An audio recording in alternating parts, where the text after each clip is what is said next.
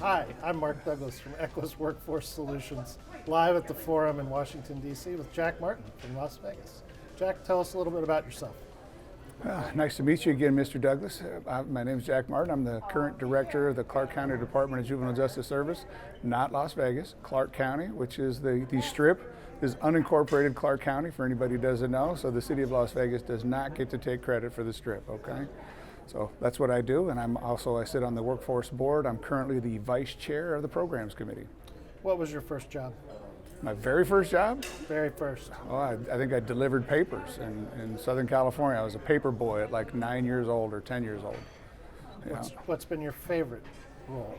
My favorite job? Well, I got to be honest with you. Clark County has been great to me. So my job right now as the director, got an incredible team, 450 full-time employees that are men and women that are dedicated to keeping our community safe and really helping children be their best selves. So, Okay. Tell us a little bit about the program. we serve on average, about 10,000 cases a year. Right now, we're down through a multitude of our diversion efforts and a lot of our intervention efforts. We're seeing less and less kids escalating to juvenile justice. But we have 7 divisions. Spring Mountain Youth Camp up on top of Mount Charleston. We've got our field probation offices. We've got 5 of those throughout the valley. We've got a detention center, the 192 beds. We've got the harbor, which is a juvenile assessment center model. We've got 5 harbors throughout the valley, and our most recent division we just opened up is a truancy prevention outreach program. So I want to hear about the harbor because the harbor's pretty unique, Yep. right? Yep. Around the country, more cities would be better off if they used your model. Yep. So what's that model about? We wanted to start looking at ways that we could wrap young people in services long before they touch the juvenile justice system, so we could actually help stand them up, whether that be food sustainability, whether that be minor behavior issues, whether that be tutoring, whether that be truancy, and helping kids understand value education. So we stood up our first harbor October 16th, 2016. We've since opened 4 more, about 1 a year. We've served almost 22,000 children, and we've proven that 90% of the kids that have went through the harbor are not escalating into juvenile justice. So it's really an incredible wraparound service model where we do our best to keep kids out of systems, negative systems. And so that diversion program, how does that work? Well, anybody can be referred. A cop can bring a kid in, a teacher, a workforce development specialist, anybody in the community, a pastor, a teacher, doesn't matter. It can bring a kid, recognize that there's some issues going on with the child, bring them to us. We use 2 validated assessment tools. We figure out what's going on with the child, and then we start making determinations, building a case plan with the child and the family about how can this work? Whether that be in-home counseling. We've paid for kung fu lessons. We've paid for cleats for a kid to play football. We've paid for guitar lessons. We've done a lot of different things that help keep kids engaged, to keep them understand that they've got people in their corner that want them to be successful. And then on top of it, we've built partnerships with 13 other organizations to include our local workforce board. So it's hopefully a no wrong door approach to serving children, right?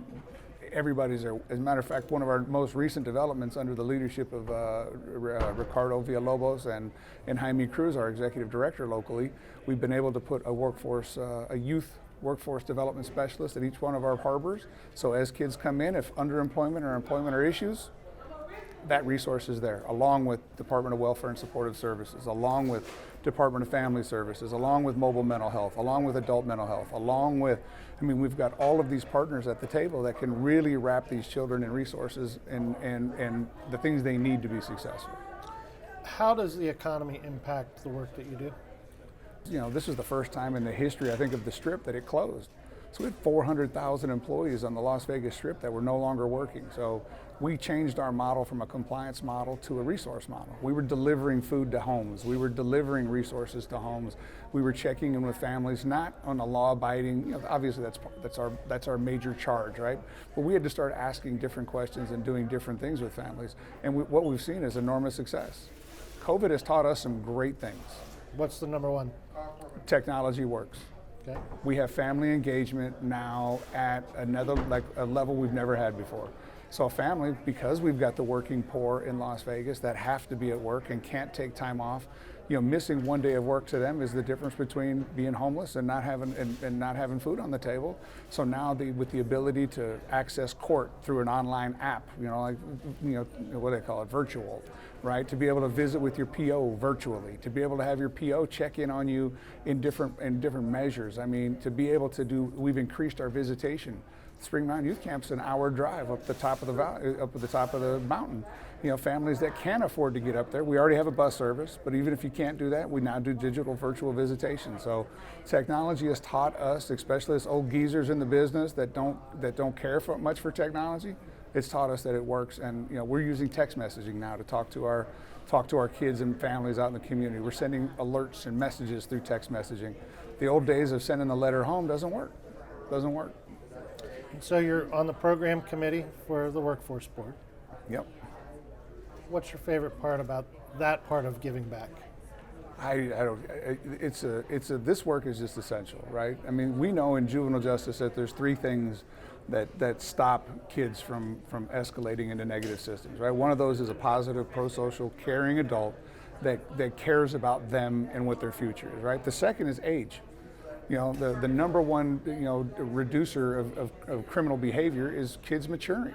And the third one is meaningful employment, right? So meaningful employment to me is the creative ideas, the putting the one-stops at the libraries, to integrating workforce specialists at our harbor programs, to having real meaningful conversations about real data, about these are real people that have real lives that really matter, versus the conversations we were having before about adult professional problems clogging our network and not really allowing us to trickle these resources down to our staff, to our clients. I mean, under Executive Director Cruz's leadership, I mean, we've increased, I believe, the amount of money that we're put on the streets to help families by over $1 million.